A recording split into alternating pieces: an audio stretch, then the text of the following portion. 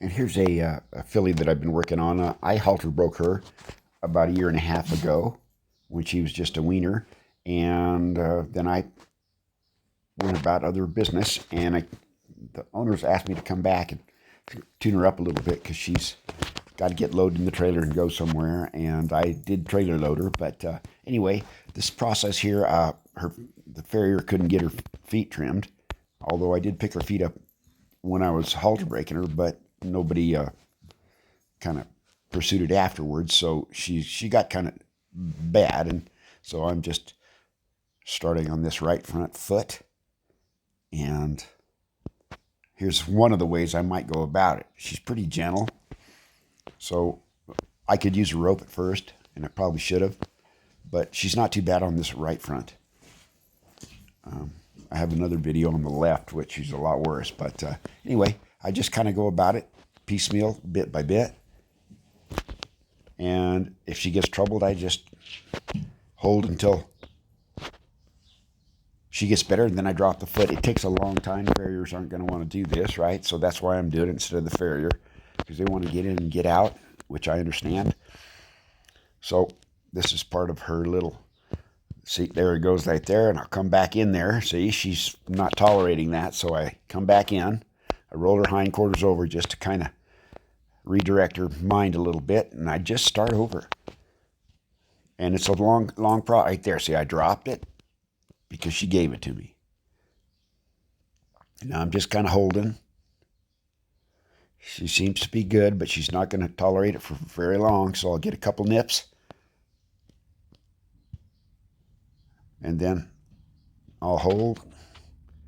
She relaxed a little bit, so that's good. I dropped the foot a little bit below my knees there, which made it a little bit more tolerable for her. And you notice I just kind of do it myself with the lead rope draped around my waist there. You can have somebody hold, but I can. My timing is better because I can feel of her, and so I can just help her. It's a slow process, but when they're this green in the beginning, this may be the way. This may be the way you have to do it. Okay, so I drop it again, let her know that when she gives, I give back. So I got to keep reiterating that and reinforcing that while I try to get some work done on her feet. So in this session, I just did one foot that day, and I came back the following day or a couple days later and did the other foot. And then I'll have to do the hind feet too, like that. But I think I'll use a rope and because I used the rope on her hind feet when I first got her good about her feet. And so she understands that. Nobody's done it since then, but I will kind of revisit that little session and then go about the hind feet.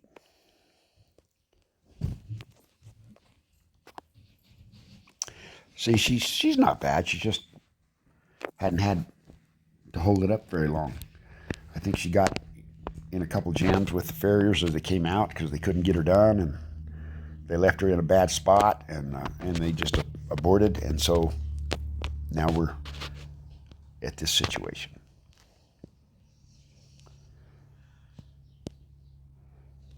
So I don't make a big deal out of it. I just get what I can. Drop her foot. She was good there, so I'm just giving her a release there, a reward, just for hanging in there. Start again.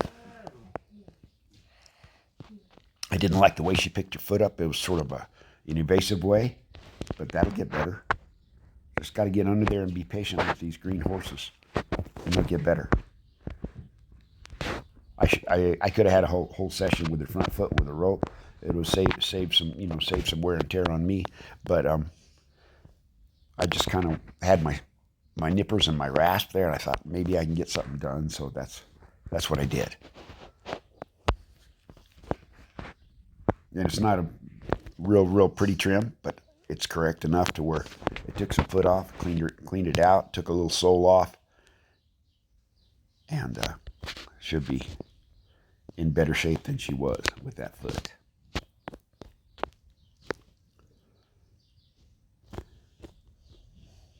And I have a shoe and apron too, and I could have worn it, but I find out on these greener horses in the beginning, sometimes that's rubbing and all that's a bit too much. So I just went in there with the old blue leg wranglers and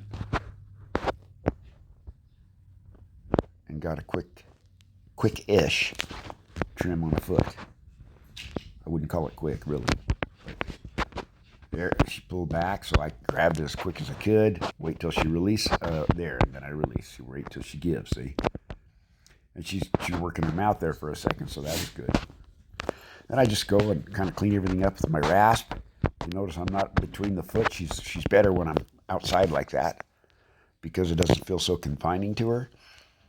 But eventually, I've got to get under there and be able to do that.